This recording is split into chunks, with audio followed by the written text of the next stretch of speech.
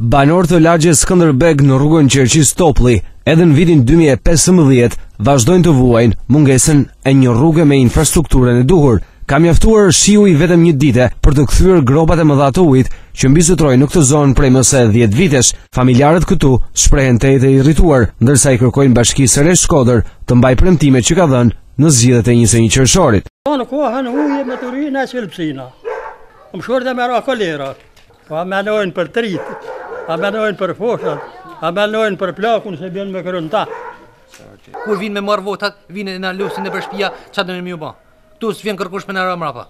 Kalojnë plet, kalojnë plaka, kalojnë pa kam, pa dur, kalojnë këtu, jena në pikë të hatë. Do të shkojmë, do të fillojnë shkolla i tash për fëmijë, ku do t'i qojmë fëmijët në shkollë, si qojmë fëmijët në shkollë? Tanë fëmija shkojnë, lagun, te shkolla, e kthehen prapë s'kan kërka, mushet deri e ka, se le këtu. Mushet kretu të ojë, s'kan kërka dorë një se sajtë. As na varë kush, a jena gjallë, a jena dek. Nuk e di se si, po mu drejtu jetë si sa këj shoku. Ma kesh nuk ka, se s'bahet. Mos me pas ka kalën, ujë është gjithë herën ta. Si e ka kalën. Kush më rapas, vjen disa herë këna ban kërkes, thonë për jo godisim, kur vje fushat elektorale, bëjmë kërkes, tonë a këna të goditur, në këna të regullume, po gjë nuk regulluhet.